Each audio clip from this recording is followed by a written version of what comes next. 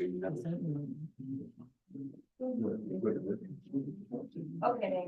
thank you. Good morning, everyone. Welcome to the Town of Vesuvius Committee of the Whole meeting, November the 28th, 2023 at 9 a.m. in council chambers. I will, first off, we're anticipating that, that Councillor Chong will be here. Councillor Bennett is at a library board meeting in Kelowna today, so he will join us this afternoon, but he is at another meeting this morning. I will ask for the approval of the agenda, and I am assuming there are no late items, Mrs. Robinson. Any late items? No. Thank you very much. Could I have a motion, please? Councillor King, Councillor Quadriga, all in favor? Thank you. And we need to adopt the minutes, the committee of the whole minutes from November the 14th, 2023. Could I have a motion for that, please? Councillor Quadriga, Councillor King, all in favor? Thank you. And first off, this morning, we have a petition, a delegation, and some questions about the budget. And Mr. Ron Sargent is here to present it to us. Morning. Mr. Sargent, would you like to come up to the microphone, please? And I think you've been advised that you certainly do have 5 minutes to present. Yes, Thank you very much. okay, so my name is Ron Sargent. I live at 14 Chardonnay Court. I have a few concerns along with the budget. I don't feel that one budget meeting that that was even an open budget meeting when there's like 150 people, September 12th, out on the grass, 50 people get in, only, and then a number of people had to leave. At that time, I asked for the budget meeting to be canceled to you mentioned, and your remark was only 5 people usually show up.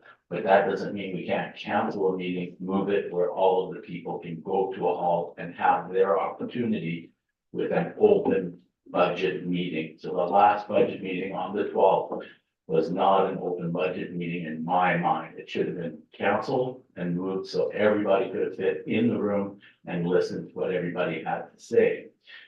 I don't feel that this council listens to people. I have been 3 years trying to get washrooms open in the winter time. It's not in the budget is the remark. If the budget comes out, there's $250,000 to upgrade senior management offices, but no money to fix heat in the most walkway in the town, which is Pioneer Walkway. All the hotels are there. Everybody that comes from Cottonwood area, all the way when they're walking along the Watermark, and there is no bathrooms. People, then they put in an outhouse. I don't know how our town looks better having an outhouse. Doesn't get cleaned very often.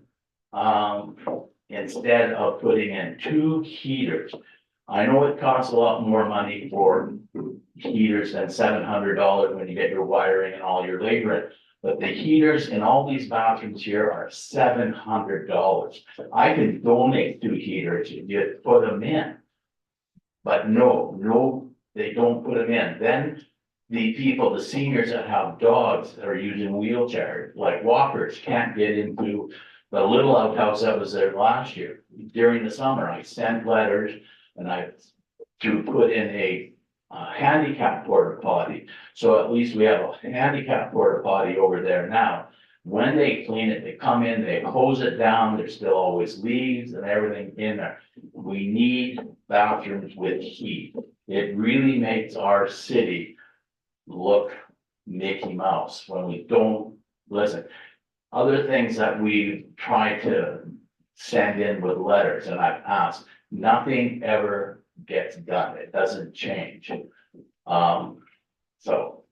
I think in the budget, there's, like I said, we're looking at building staff housing.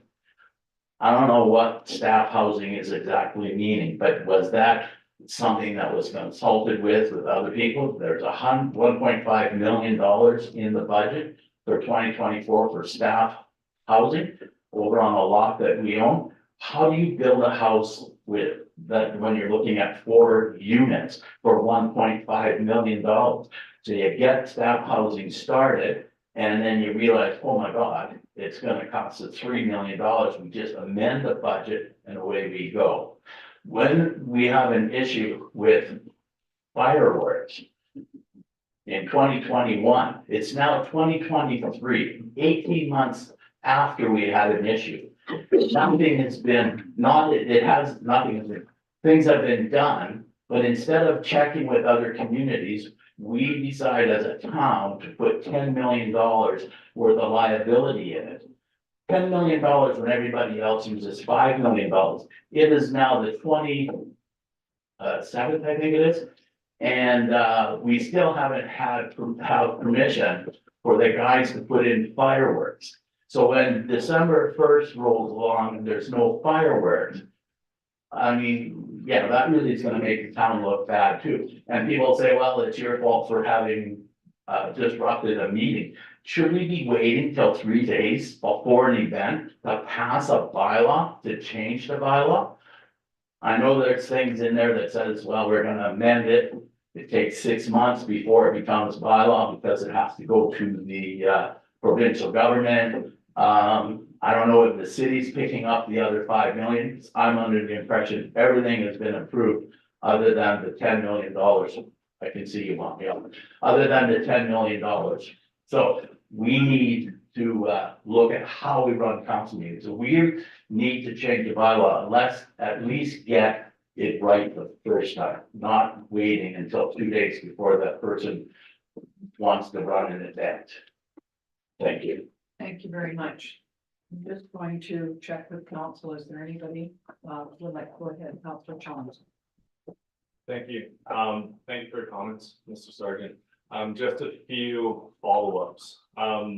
So with the comment on heaters with the bathroom, I would like to ask Director Brownstein, in terms of the sources of heat, why is it we need specific types for those types of bathrooms?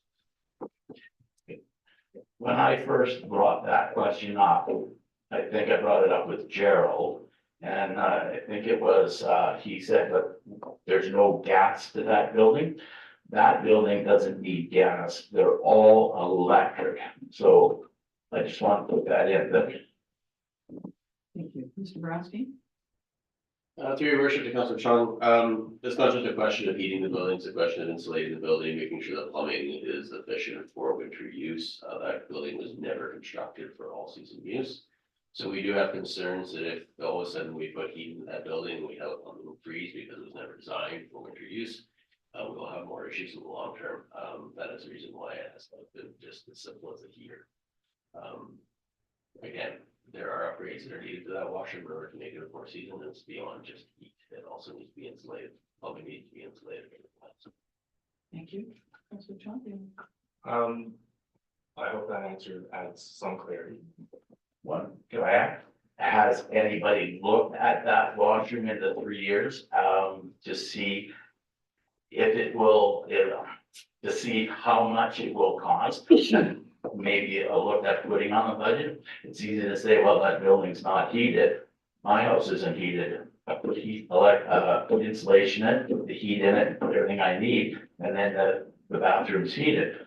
I mean, I've also been told that those doors don't, we don't have the staff to lock the doors at night and open the doors. That's another reason I've been told they can't have it. Well, every bathroom that is open has automatic doors.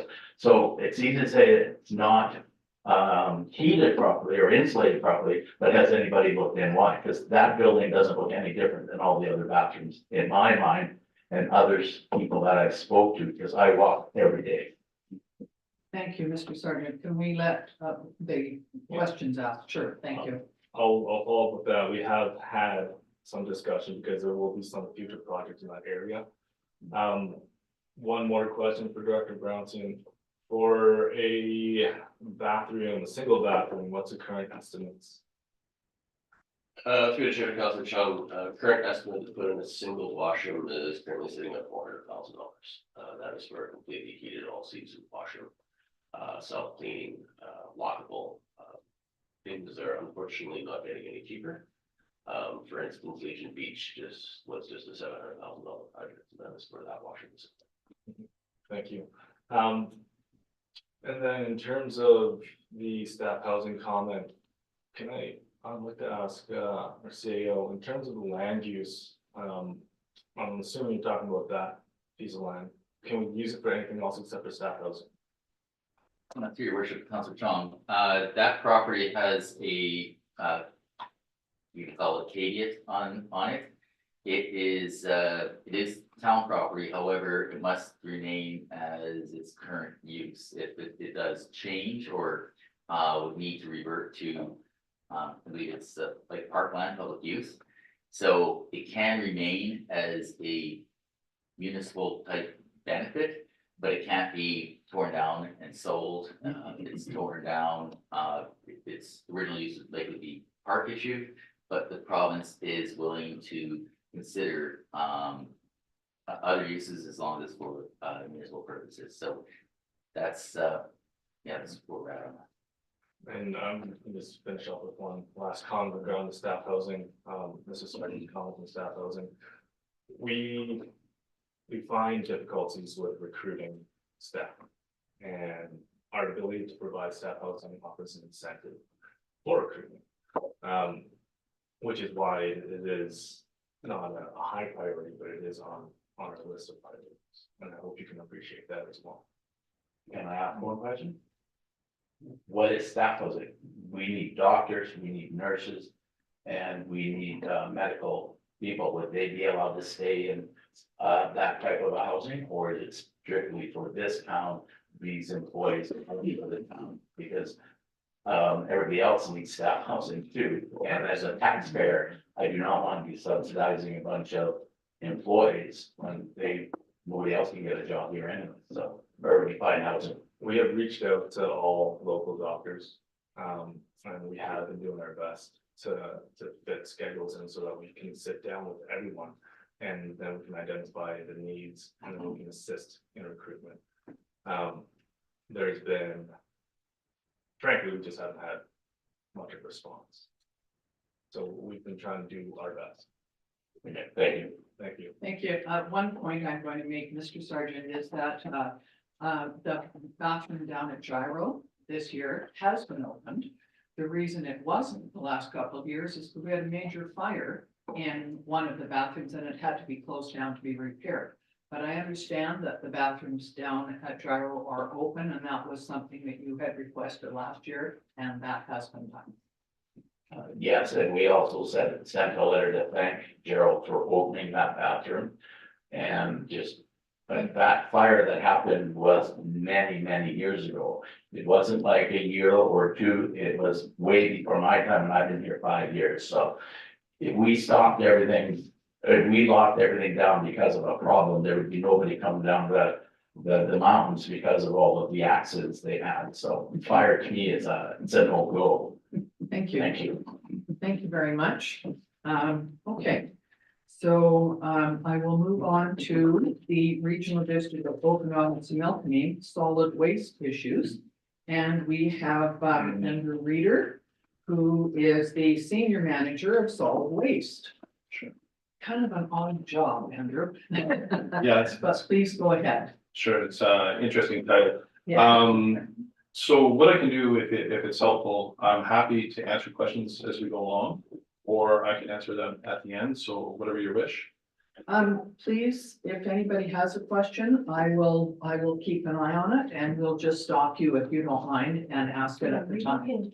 Next one? Thank If you. you can display that, Yeah. sure, this is my clicker. Yeah. All right. So staff have asked me to address a couple issues, and I thought it'd be helpful to address each one and certainly answer some questions as we go. First item really was, I guess, an explanation about what's to be expected with our RFP that's currently out. We currently have a collection RFP for our recycling, our refuse, our yard waste, and now our food waste. And so we'll be bringing some options forward to council and the rest of the member municipalities. And what I wanted to do here was just give you a bit of a heads up of what to expect, what it was, just give you an overview about why we've done what we've done, and go from there. The other items that I've got on the list today were food composting options. So what are the options if you were looking at composting your food? How would you do that? A Soyuz landfill, some of the current opportunities, I think really, I put challenges and options, but I think really what I've focused on this conversation was really just to identify a few things that might help you, save you money. And then if the other option I was asked to address is if the RDUS was to operate the landfill, what might be the benefits or detriments of that, and to identify what that would look like. So with that, we'll. Just one moment, Andrew, I'm just gonna check something. Sorry.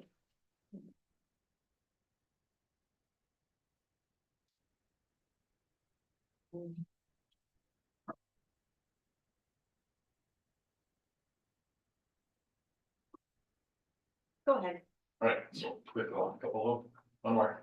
There you go. Okay, so why are we here? So one of the things that, when we're looking at an RFP, one of the big things that when you're looking at, a joint RFP for collection, a lot of people wouldn't think that, there's economies of scale, but when you look at the equipment itself, it's it's about, each garbage truck is almost worth $1 million, not quite, but just shy of that. And so when you have that many garbage trucks, and if you can share that amongst the various municipalities, so instead of just having Soyuz own a series of garbage trucks, have those garbage trucks going throughout the regional district, that creates economies of scale. And so what we're doing by working together is creating a cheaper solution. And we're also able to, when you do a garbage run, if you can include area A as part of that, then that certainly makes it cheaper as well. So you work together, create a cheaper system. One key piece of this that's important to note is that each area, each municipality will have their own pricing. So you guys make your own award, you manage your own contracts. There are no subsidies between areas. So when we get the pricing, what we do is we make sure that we have pricing for Soyuz and the options within that for your consideration. Council themselves makes that decision about what they want. Our current contract actually expires in 2026, and you might ask, well, why are you doing it so soon? And the main issue there is that the procurement time now for machines is over a year. So really we needed to start this process as early as we have. We need to actually look at an award by January of this year if we can. So we're going to be reviewing the proposals that'll be coming up on November 30th. We'll be having most of those in. We'll be going back and forth with the different proponents on different questions that we would have throughout the month of December. And then again, in January, we'd be looking at making awards or prescriptions for our respective councils and boards. So that's how we're proposing to go ahead. And Andrew, can I just stop and ask? So in other words, you're wishing us to make a decision so that it can move forward by the end of December. Is that? I just mean that December is a busy month, and I'm just wondering if we have time to do that, or can you explain that? Because that was the big. Sure. That really, the month of December is more of a staff review with the proponents. Okay. So I think probably January is when we'd be looking at, we'd be making recommendations to staff. Okay. And we'd be saying, here is what we think makes the most sense. And we've been working with a procurement team made up of a number of different procurement managers throughout the regional districts and some professionals. So we've hired folks that have helped us who've done these types of contracts in the past. And we've been working with the procurement managers up and down the valley. Jared's part of the team. And we will be basically coming back with some, like I say, some recommendations for you. I think in January would be my expected timeline. Thank you. So what's likely to be different? Just based on what we've seen and what we think is probably going to be the most cost-effective solution is to look at food collection, every week with, actually refuse every second week. The food collection would actually be part of your yard waste. And so you wouldn't actually need another bin. That's the thought there. So if you have, food collection by itself, then you need a separate bin for collection. So this would be probably the most cost-effective solution. But one of the things that we are seeing, and it does have an impact in the price, is the requirement for carts. And what we're seeing when we had some discussions with Waste Collection or Waste Connections, they originally said to us, well, you now have to have carts. And that was really to do with WorkSafe BC. So they basically said, well, it's harder and harder to get people, they're called swampers, the people that are on the back of the dump truck that have to manually lift the refuse with recycling. And if you don't have that anymore and you have carts, then you would basically have to have a higher cost for the garbage truck. So there's a little bit of cost there. And then what we also saw was a much higher, because we have a cap on our collection system right now with our contract. So we have a 3% per annum CPI increase. So that's rolled into the contract. It just increases every year by 3%.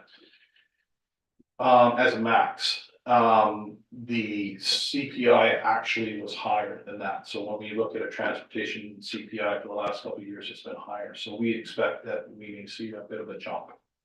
So I wanted to give you a bit of a heads up on that. And keep on. So, next item, is there any other questions with curbside before I move on?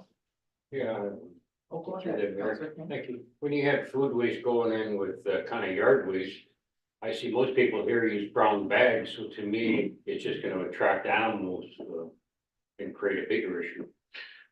What would happen is we'd likely, I mean, if we go to a cart system, and this would be part of the thing that we'd have to look at, you can, one of two options. We can either have the small, and this will depend on the pricing. This is just more of a heads up than anything.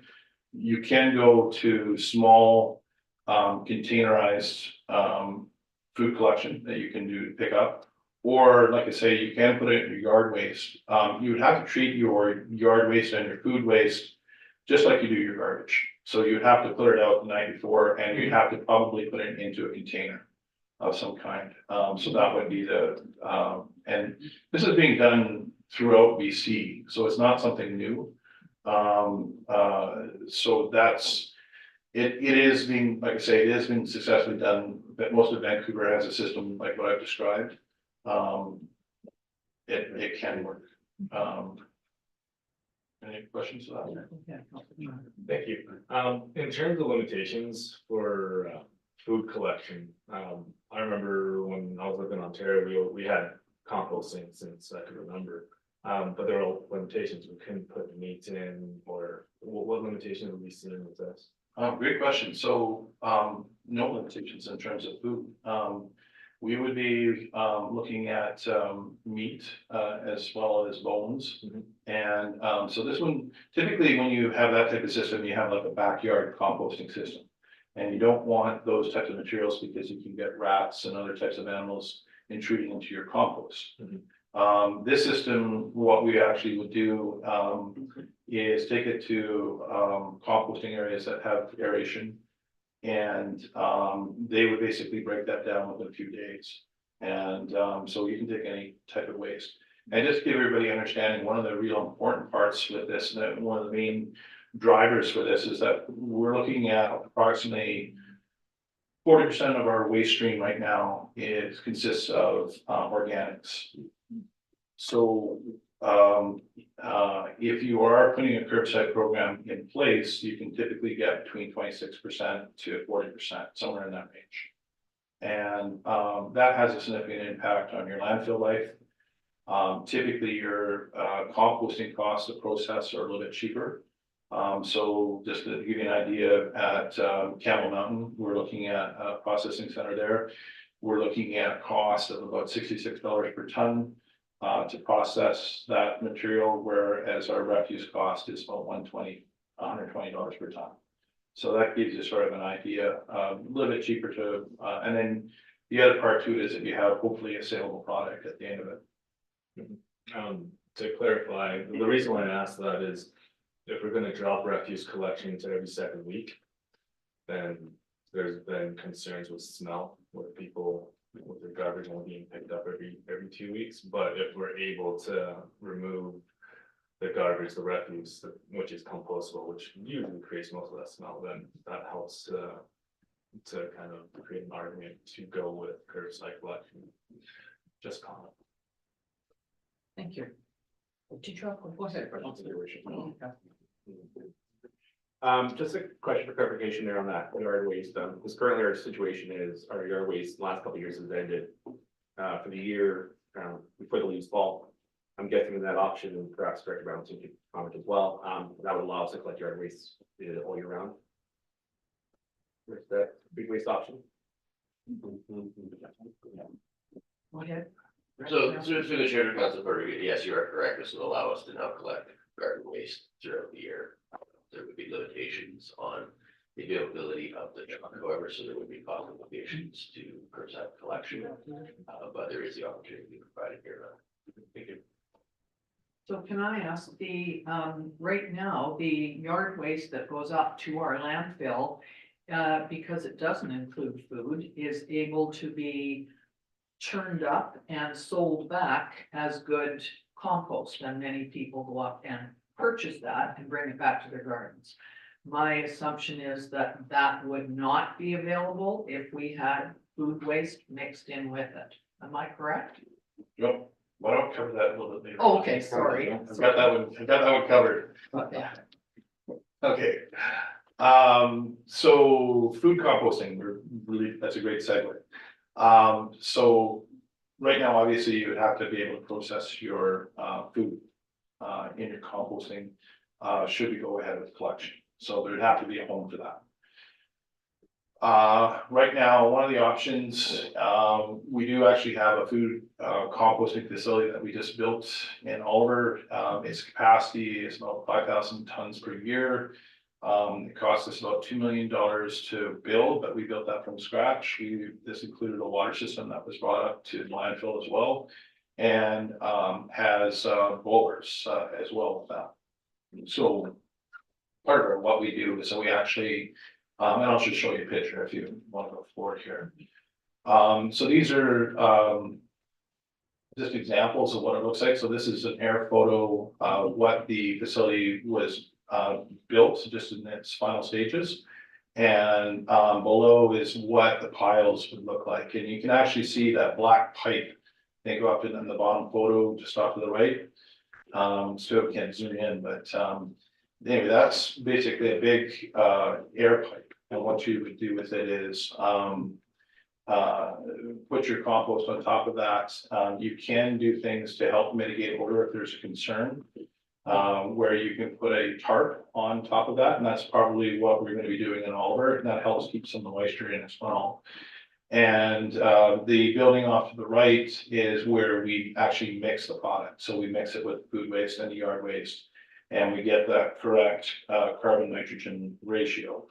And then that's brought out into the piles that you see there and churned for probably be about, I would say you need about a month to get it to cook properly.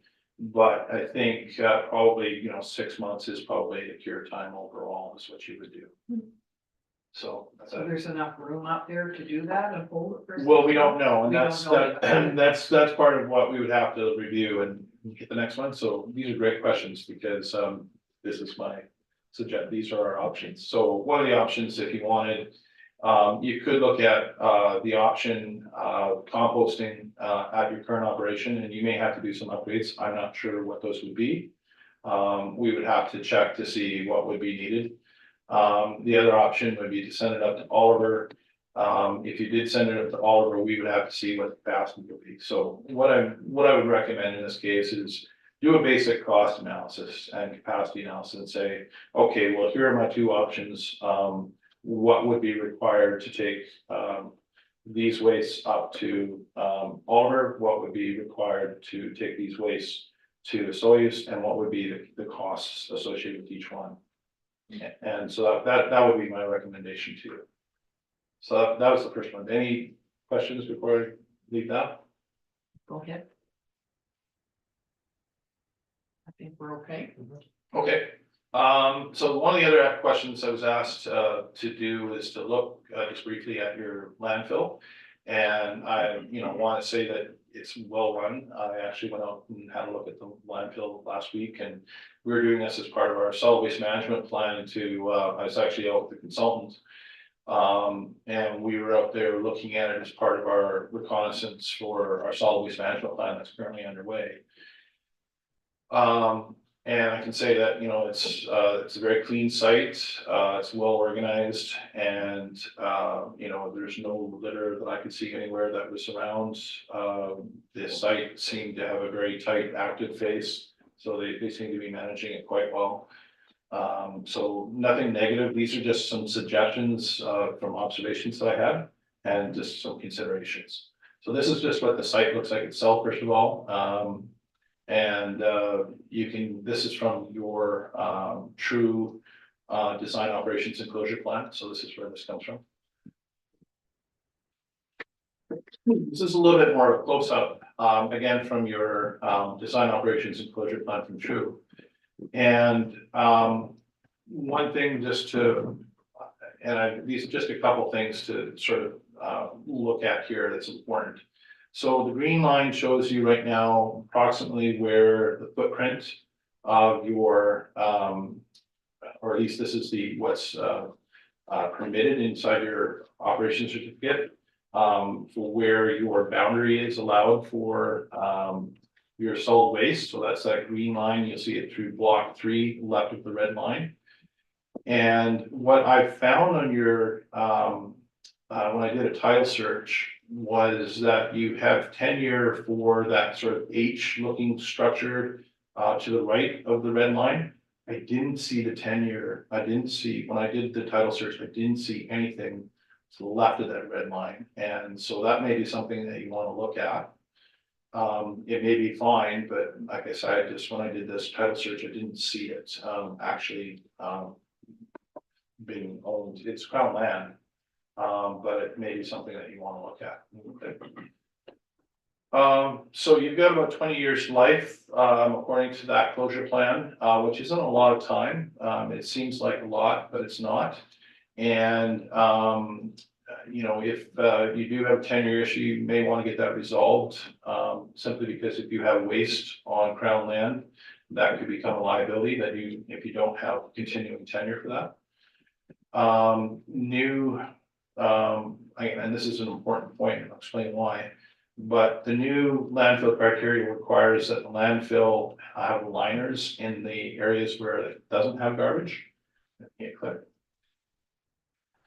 And another important point is that if you have to actually ship your waste out of region, then that cost can become extreme. You can ship it to Oliver, however, then that becomes a problem for Oliver because their landfill would roughly half. If you do ship it out of region, you're probably looking at having to ship it to a place, the Southern Washington is a landfill, private landfill there called Rebenco. And that's the one that Metro Vancouver currently uses. And your costs, like I say, will go up quite a bit. What I can see in your OC, and this is something that you may want to look at again.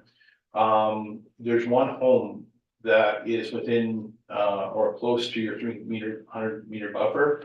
And if that was either moved or you were able to reduce that requirement, then you would also be able to get a substantial amount of life additional to your landfill. One other comment that I had, this is from your operator, when I was discussing it with him, he was commenting, or saying that you have a 2-meter lift. And the lifts are the height of your garbage, before you put a layer of, soil on top. And that soil layer is basically a fire break between the various cells as you develop them. And, if you were to increase that, you would probably reduce the amount of soil that you actually put into your landfill. And well, you would definitely. And you would also increase your landfill life. So that's just an easy fix, doesn't cost you anything. Just when you do your next, design operations and closure plan, just say 3 meters instead of 2, and there's really no cost difference with that. Except it's cheaper.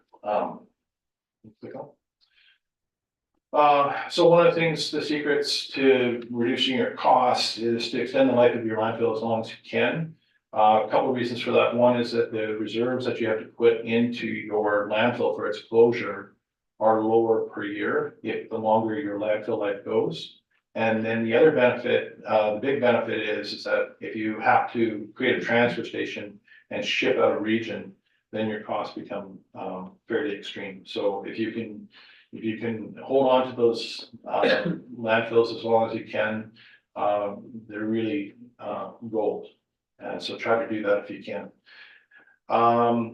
So one of the other secrets or suggestions here is that where you have landfill waste that's already been buried. So this used to be a strip type of landfill where they would pull up a trench, dig a trench, and then bury the waste immediately. There's probably waste all over the place. If you can build on top of that as opposed to building in virgin areas, then you'll save a lot of money because the landfill liners themselves are extremely expensive. And the new criteria requires that you line any virgin areas. So if you're able to build on top of areas where there is garbage, you'll save yourself a ton of money. So to do that, you'll need to do probably some exploratory digs. This doesn't cost a lot. Can be simple as a backhoe and just digging up different areas of the landfill, seeing where the landfill refuse is. And then try to divert as much waste as you can. So food waste, recycling, those types of things, that's going to save, it's a cheap cost relative to what it costs if you lose your landfill. So those would be things that I would suggest. And then lastly, I would suggest that you look at progressive closures. So as you close an area and you reach its maximum contour, you close that part of the landfill at that time. And that can just be an operational cost as you go, as opposed to a capital cost at the end. So any questions about that? Okay. Thought I'd get a couple. So options, if you're looking at in terms of closure, so you can consider using the existing areas. So if you want to try to build up on the existing refuse, you could look at that and include that as part of your operations and closure plan. So you could say, well, okay, here's where my existing refuse is. Here's where we can look at building, and you can look at reducing your 300-meter buffer to that one home. And there are some ways that you can do that. It's a bit of a negotiation with the province, and it would require some monitoring, but it could, again, be a substantial savings if you pursue that. You could look at expanding to the crown areas. You could look at some combination of both. So you could look at seeing what it would take to expand. It's very difficult these days to obtain a license for a crown land, but if you were able to talk to the bands and to the province, that might be something that you could pursue. And then, the last option is you can close the landfill down, and then afterwards look at a transfer station. So those are options for you. And so my recommendation here is to basically have a consultant do a high and low cost analysis for you to determine the direction set path. Yeah, thank you through the mayor. Can you just explain, when you say build on top of existing refuge, are you talking like putting the building up, like a boat? Or are you talking about building garbage. garbage?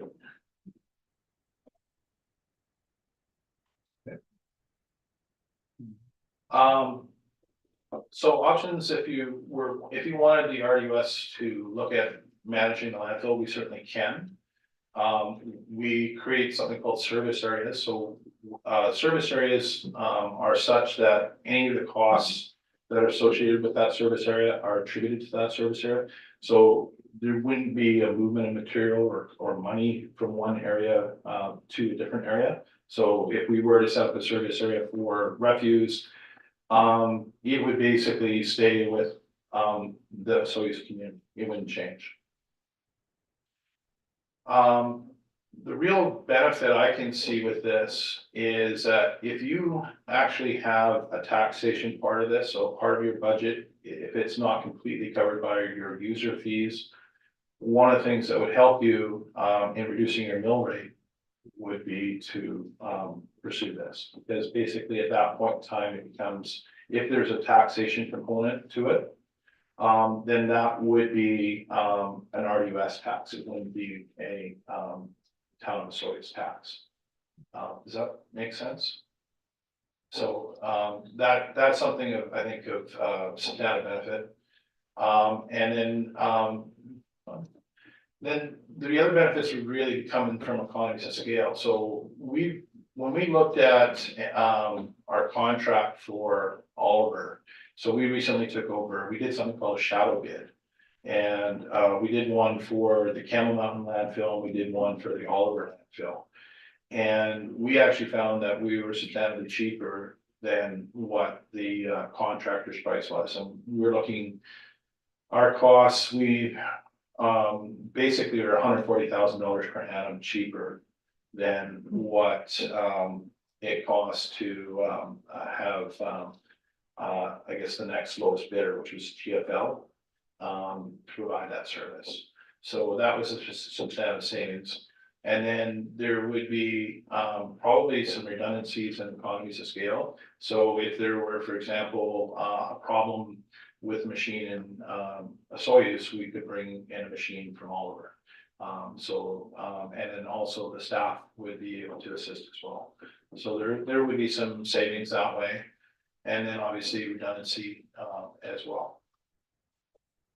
Andrew, can you tell us, I know that the RDOS looks after several landfills. There are some private ones like Osoyoos. Can you tell us how many others there are and what you look after? Sure. So our primary landfills that we look after are Metighan, Okanagan Falls, and Oliver. We also have transfer stations at Carneas and Apex. The private ones, or the ones that are run by the municipalities, are Princeton and yourselves. And Summerland. I'm sorry, I missed that one. Thank you.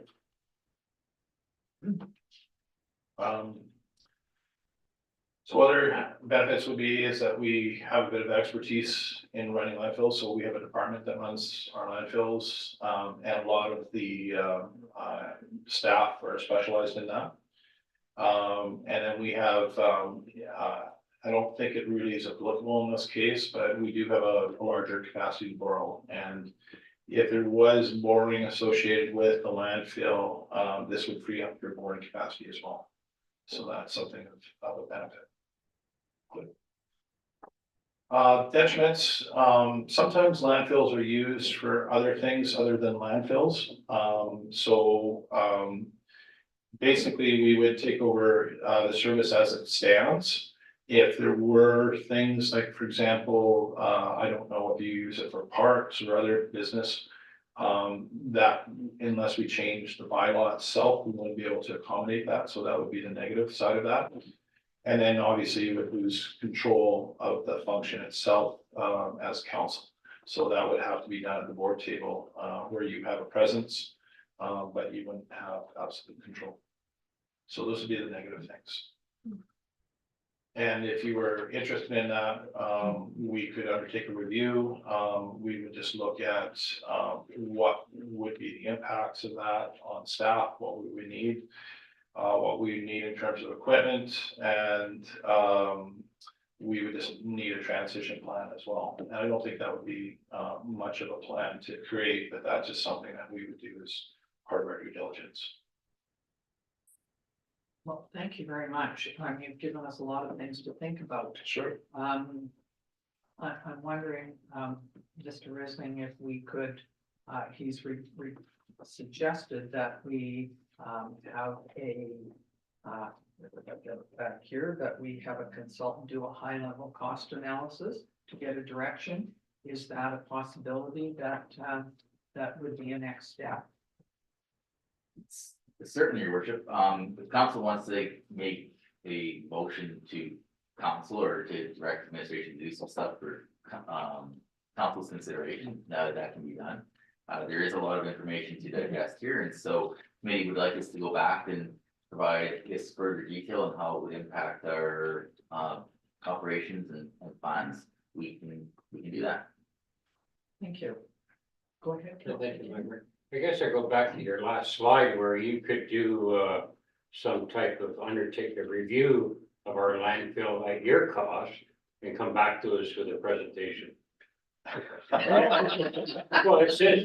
We don't really get a benefit from it. I mean, it would be up to you if you wanted to do that. I mean, we could look at, and this could be a discussion, offline, to see if, we do a cost share, because there's area A that uses that landfill as well. But that would really be more along the lines of, probably if we want to take over the system. If you were looking at other costs, currently those are part of your function right now as a landfill. So we'd be happy to help you, and certainly in terms of, setting up the reviews and things like that. The costs, those are not necessarily directly to our benefit with that, so we would have to have some discussion with that. With that, that's where I go back to open up some dialogue to, I don't know, do you have any idea what it would cost roughly, like, because you've done other towns? I don't think it would cost us a lot. It depends on what you want to ask for, because I mean, this is where, again, some of the dialogue would have to happen outside of the council. But if, for example, if you wanted us to look at taking it over, one of the things that, if your contract is coming up or due fairly shortly, with, the operation of that landfill, so there's a heavy equipment contract right now. So that, if we were to do a cost comparison, that would be a bit of effort, but the rest of it would be probably fairly straightforward. I don't think it would take us long or much effort. It's if we get into the more complicated, depends on how complicated, I guess, it needs to be. If it's fairly straightforward, most of these cost analyses are fairly easy to do. So I think I've suggested a couple of ones for you. One is do a basic cost analysis, high level, to determine what you want to do for food waste. The second one is determine what you want to do for direction for your landfill. And then the third one I've suggested is that if you want us to look at taking over, insisting, happy to do it. But there'll need to be sort of a basic review done. And that could be, like I say, that one could be a cost share, for example. Thank you. Do you have another one? Go ahead. Well, just sort of address it, Mr. Bernstein. I don't know, you're a busy man. Is this something on your list, kind of on the back burner with our contract coming due in 2 years? How much lead time do we really need? Are we gonna miss an opportunity with the RDOS, or do you feel it's just we'll move along at our speed? Through your worship to Councillor King, there actually is funding in the capital budget to look at food waste and its collection and how it's going to impact our operations. There is funding in the budget to actually look at our operation and closure plan as well, which will then bring up the discussion of long-term planning for the landfill and what that looks like. And I could open up that discussion a little wider for them to do a little bit of review on the cost to then transfer landfill operations to the RDOS and what that may look like if the committee so feels appropriate. Just to refresh me, is that for 224 or 225? That is for 224. Okay. Go ahead, Andrew. Thank you, Worship. If it's helpful, I can provide as well. We did a fairly in-depth cost analysis that we did when we were looking at taking over the Oliver landfill. And we did it, and I can open up the books, and because what we did was we did this as a shadow bid. And so we needed to make sure that all the costs were apples to apples and how it proceeded. I have a summary that has sort of detailed cost analysis comparing staff costs versus the actual machine costs current with our contractor, we're with our contractor, and that might be something that might be helpful for you as well. You could simply just take some of that information and say, okay, we have the different hours that we run the landfill, but we could easily just change those spreadsheets and extrapolate. Thank you. So council, would we like to suggest, make a motion to our staff to have a look at some of these suggestions that Mr. Reader has? Go ahead. Yeah, I don't know if we actually need a motion this time since it's in the budget. I'm sure it's gonna come back here sometime within the next year. Or would you rather have a motion? Go ahead. Through the chair, Councilor King, it would be nice to get something from the committee in regards to the scope of what we're looking at and whether or not it's in the appetite of the committee, whether or not you want to transfer the landfill to the RUS and deal with that process for you guys this time. I guess if they do a cost analysis to show us the two options, we can't answer anything. So through the chair to Councilor King, you basically directed staff to Yeah. now the costs. So yes, you are interested in transferring the landfill to the RUS. So that's what we're looking for. Okay, are you making that motion then, Yeah, go ahead. Councilor King? Is there a seconder for that? Okay, Councilor Chung is seconding that, so have you got that down? Have you figured out what the motion is? I think we need to look Okay. at the three options, and basically it's the last one. Do Okay, we wish to consider? so this is what we've come up with, Okay. that the committee direct administration to investigate some of the options presented by the RDOS and bring back some recommendations on how to proceed with the landfill. Is that enough? So Or- through the chair to Yeah. Ms. Robinson, if we get a timeline from the committee on that one, Okay. thinking April next year to get you that information. Fine. That seems to make sense, because if we're going to have to do this anyway, whether the RDOS takes over or not in 2024, we better get started, right? Okay. So that the committee direct administration to investigate some of the options presented by the RDOS and bring back some recommendations on how to proceed with the landfill by April 2024. Is that clear? Good. Is that all right, mover and seconder? Go ahead. Question for me. Yes, for sure. Do we need a decision motion with regards to the pickup and proposed food waste given the timelines presented by the presentation? So through the chair, it's also probably good, no, not this time, that will be coming to council as a decision probably is late January. Okay. Okay, so this is a motion from the committee okay, all in favor. Thank you very much. And thank you, Mr. Reader, for your information, and Mr. Brownstein for answering all those questions. Okay, our next item is the Lake Estrella Sailing Club, and that would be Mr. Davis, I believe. Thank you, Madam Mayor. Before you is a report in anticipation of the Lake Estrella Sailing Club's lease, which is up for renewal. I do understand that the club actually sent a handout to council. Just wanted to go over and identify a couple of things. So the past leases that the sailing club had were 20-year terms. They have offered a lot of services, which was including sailing lessons, kayaking, sailing, canoeing. And right now they're in discussions with the school district to include it as part of their outdoor education curriculum. They are very environmentally friendly, and the activities that they do is very keen in reducing their carbon footprint. A shorter term, as opposed to a longer term for the town, would be a little bit more flexible. If we look at our infrastructure plan that we had talked about in council as a whole, in that we could actually have more than one nonprofit organization share some services. This may be a little anomaly because what they have is very unique on the lake, and it is something that probably couldn't be shared with others per se.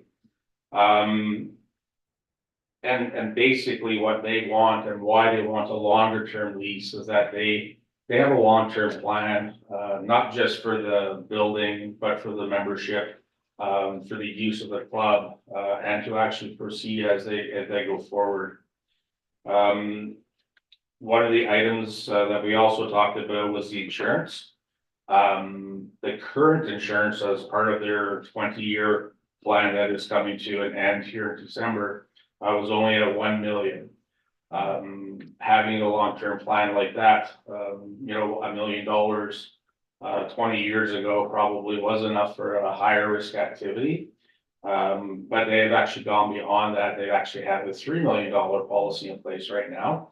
But when you look at a lot of our other agreements, especially higher risk, you know, activities, we asked for a $5 million liability. The other issue had to do with, I wouldn't say issue, but discussion point, had to do with parking. Prior to the marina being built, the sailing club had ample parking, or I would say more parking than they have now. They have about 6 stalls, 6 might be pushing it to 3 on each side of the building on the gravel. And then they have 3 parking stalls on the curb. During their Sunday morning potluck, which is they have a gathering for the entire club, and you know, other people get invited. They never have enough parking. There was some discussion from the town in the past that was just all verbal about the possibility of utilizing some of the spaces in the parking lot. It does create a bit of an issue, however, during our busy months, because we never have enough parking there, especially when there are, you know, lots of visitors in town. I would just like to go through some of the options for discussion, and hopefully the council can have the committee can have a good, you know, discussion in terms of this lease. So we are recommending a term of 10 years with an option to renew for an additional 10 years as an option. This did come to our Community Services Advisory Committee. That was a recommendation put forth. It still satisfies a longer term lease than what we normally would have. And definitely with an option to renew for a 10-year extension would definitely be in place. The committee, another option here to include the $5 million insurance policy. Again, if council wishes to go with something less, that would definitely be up to the committee to make that recommendation. But with the rest of our leases and agreements that we have, that is definitely something that we have in place now. And another option to discuss or to have some discussion about is in relation to the parking stalls. So I guess at this point in time, the recommendation before the committee is to recommend to council a term of 10 years with an option to renew for an additional 10 years for the sailing club. And that the committee recommends to council to include a $5 million insurance policy in the Lake Osoyoos sailing lease. Thank you very much. Go ahead, Councilor. Thank you, Mayor. I'd like a motion to option number 1 I was on the committee. The Sailing Club did make a presentation to us. And Mr. Chong was also on that committee. And we are cutting it back from 20 years to 10 years. So I believe they come forward with a lot of new ideas they're hoping to implement over the next few years. So I'd like to move number 1. Is there a seconder for that? Councillor Sean is seconding that.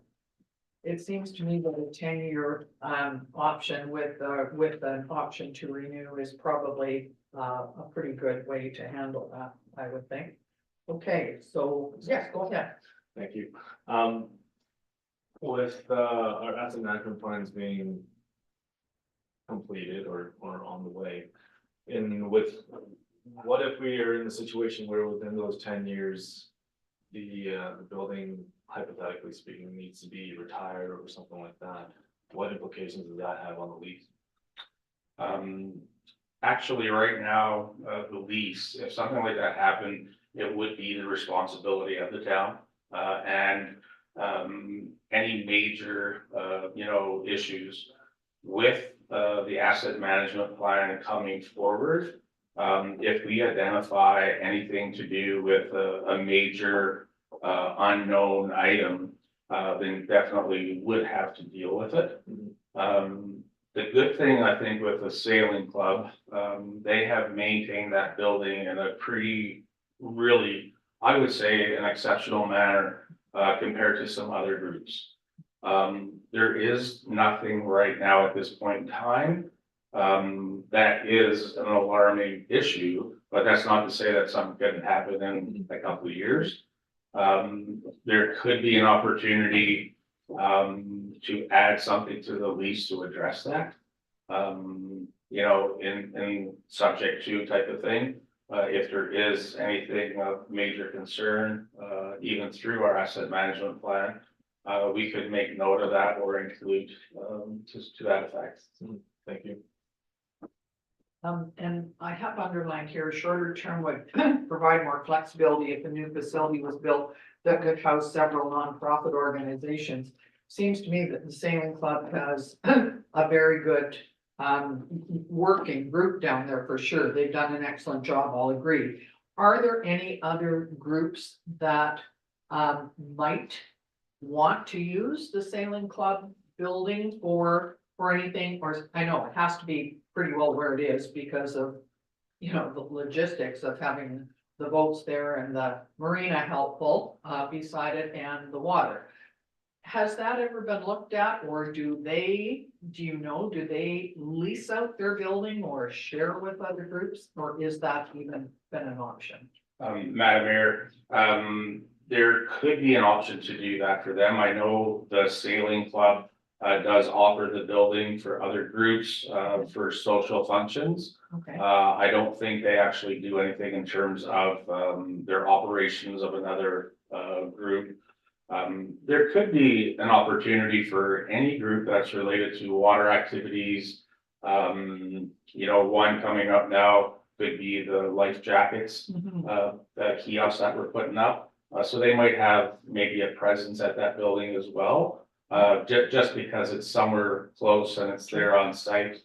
At this point in time, there probably isn't. I don't think they would have any kind of dedicated space because of the size of the building.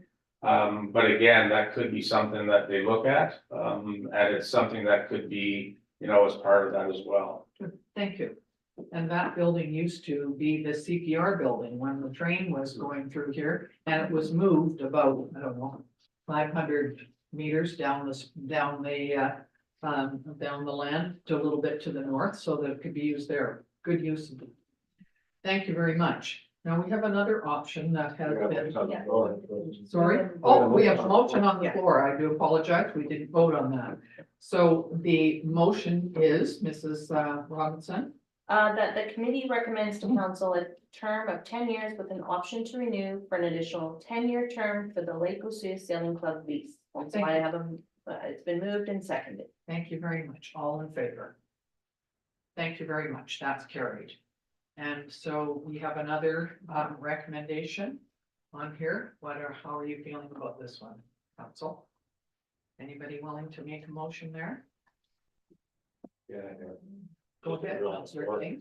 Move number 3, it seems that all non-profits were moving forward and need 5 million.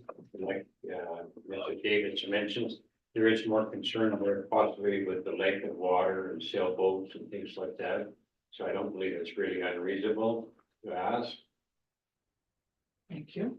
Is there a second? Seconding that, thank you. Before we take a vote on it, can I ask, or does, I don't know whether Mr. Davis knows this or not, is there a large difference between getting insurance for 3 million and 5 million? That is correct, yes, the $600. $600. And that was the concern for the. Okay. Yeah.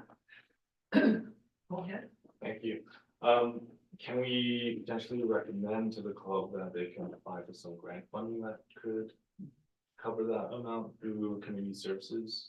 Yes, that was, well, they have, they were given the opportunity, we had that discussion about, you know, as a nonprofit group being able to apply for grants.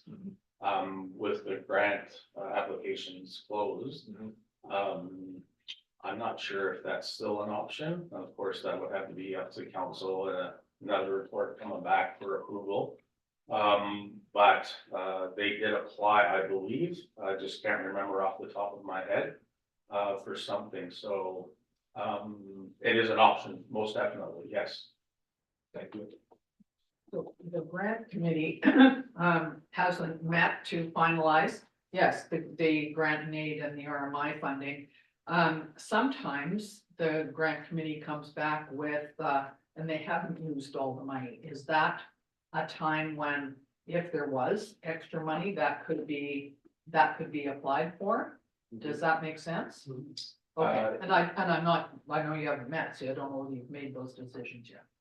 Since our, the grant evaluation committee is relatively new, and again, this year, our October 31st deadline is brand new. I know in the past, we have, you know, if we didn't expend all the funds, we would come back in another report to ask us to utilize those funds. It could be, that could be added as a recommendation from the grant evaluation committee, you know, to cover off on the extra $600 for this year, to help, you know, with that fee, I guess. And that would be something there, if indeed there is extra money. Yeah. And so that would be up to the grant evaluation committee. Are you planning to meet in the next month, or is this too busy a month? We originally had planned to meet last week, and it just didn't work out, Sure. so we had to cancel. So we will be meeting, hopefully we can get the meeting by next week, Okay, so we can bring something back to council in December. thank you very much. Go ahead, Councilor King. Yeah, also, I mean, instead of using town money too, they also have an opportunity to apply for grants provincially through the gaming. Which again could include insurance when they hold an event, so again, they do have a couple options. Okay. All right, so the motion is that the committee recommends to council to include a $5 million insurance policy in the Lake Esuya Sailing Club lease. All in favor? Thank you very much. That's passed. Okay. So thank you, everyone, and I will look for a motion to. No, there's one more thing on here about parking. Oh, that was not part of one of the motions, so I think definitely we need to be looking at that, but, Number 5 is on there about parking. oh, I'm sorry, did you want to include that in the motions? No, I don't think we should do that. I want the opposite motion. If that was one of the options, you just don't worry about it. Oh, Okay. we just did the recommended motions, that's all, but I'm sorry if there was another one, that's, okay, we're not making another motion now? Well, that's a recommendation. So your worship, just for clarity, Yes, that was one of the items to discuss. Yes. If right now, it's not in the lease, and therefore if the motion is not brought forward, administration will proceed with, negotiating a lease with no assigned parking. Okay, that's one. Yes, go ahead. Thank you. Just a question for clarification with option 5 with parking stalls. In terms of making them available, would we have adequate, will we just put signage up? Because my concerns are really enforcement. You know, like how do you, we can put signs all we want, but if we don't have enforcement, then anyone can park there. And Yeah. They have a busy spot. I know it's a contentious issue, and I know, you know, as we get more development and densities are more and great, that parking is going to be at a premium. The option that we had talked about with the Salem Pub had to do with putting a decal or something like that on a vehicle. I believe after talking to bylaw and corporate, that, you know, the busy months of July and August is a bit of it's a really difficult. Outside of that time, like from May, June, even September, there could be an opportunity. If you actually go there in the mornings, during the time that they offer, you know, this potluck on Sundays, there are some available units, but they get filled up pretty quick. And that was a big concern through bylaw. You know, and there are other parking stalls up on top of the hill. But again, it's, you know, it's not the best accessible way, but that's how it's evolved. Thank you. That answer your question? Okay. So, we will go back to the termination then for now. Thank you very much. Councillor Poderica terminated this. Councillor King, are you seconding that? It's bigger than me. Thank you. All in favor? Thank you, everyone.